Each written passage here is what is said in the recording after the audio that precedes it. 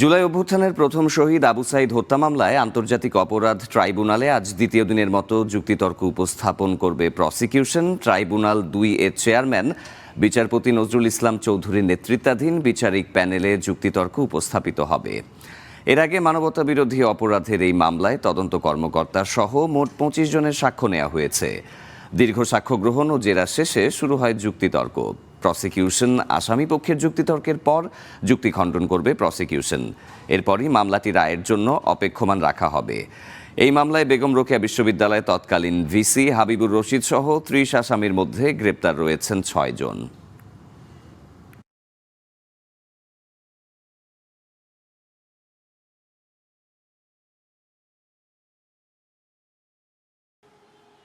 এ বিষয়ে আরো খবর জানাতে বা সরাসরি যোগ দিচ্ছেন সহকর্মী ইমন মাহমুদ।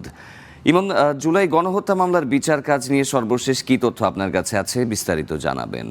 শাফাত, এই মুহূর্তে আমি আছি আন্তর্জাতিক অপরাধ ট্রাইব্যুনালে এবং আজ বেশ কয়েকটি গুরুত্বপূর্ণ মামলা রয়েছে আন্তর্জাতিক অপরাধ ট্রাইব্যুনালে। এখানে আবু সাঈদ হত্যা মামলা, যিনি জুলাই গণঅভ্যুত্থানের প্রথম শহীদ, সেই আবু সাঈদ হত্যা মামলায় আজ প্রসিকিউশন দ্বিতীয় দিনের মতো তাদের যুক্তিতর্ক উপস্থাপন করবে। এর আগে তারা গতকাল প্রথম দিনের মতো যুক্তিতর্ক উপস্থাপন করেছিল। এই মামলায় মোট ২৫ জন সাক্ষ্য প্রসিকিউশনের পক্ষ থেকে উপস্থাপন করা হয় ট্রাইব্যুনালের সামনে এবং দীর্ঘ সাক্ষ্য গ্রহণ জবানবন্দি জেরা শেষে মূলত ট্রাইব্যুনাল দিন নির্ধারণ করে যুক্তিতর্কের জন্য। এরপর আসামি পক্ষ যুক্তি উপস্থাপন করবে, তারপর সেই যুক্তি খণ্ডন করবে প্রসিকিউশন। তারপরেই মূলত এই মামলাটি রায়ের জন্য অপেক্ষমান রাখা হবে।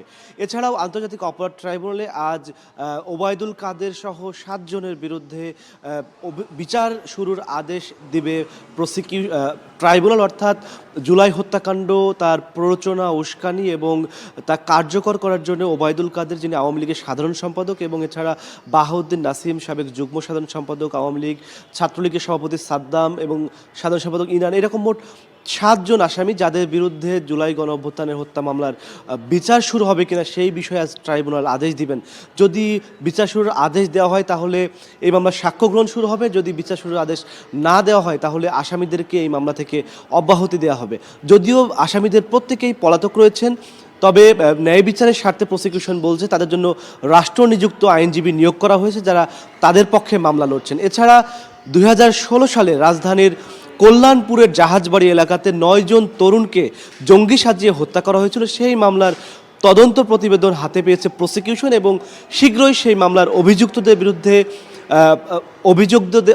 বিরুদ্ধে আনুষ্ঠানিক অভিযোগ দাখিল করবে প্রসিকিউশন। তারা জানিয়েছেন যে এই মামলাতে সাবেক পুলিশ প্রধান AKM শহীদুল হক ছাড়াও আরও বেশ কয়েকজন আসামি রয়েছেন। তার মধ্যে রয়েছেন ডিএমপি সাবেক কমিশনার আসাদুজ্জামান মিয়া এবং এছাড়া রয়েছেন মিরপুর অঞ্চলে তৎকালীন পুলিশের দায়িত্বে যারা ছিলেন। এরকম আরও বেশ কয়েকজন আসামি রয়েছেন এই মামলায়। তবে কাদের নাম চূড়ান্ত আসামির তালিকায় আসবে সেই বিষয়ে প্রসিকিউশন এখনও জানায়নি।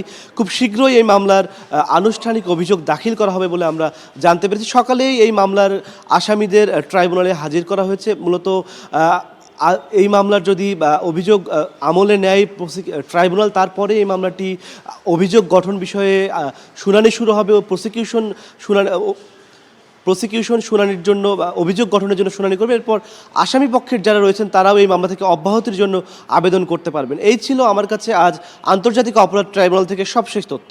জুলাই গণহত্যার মামলার বিচার কাজের খবর জানাচ্ছিলেন সহকর্মী ইমন মাহমুদ।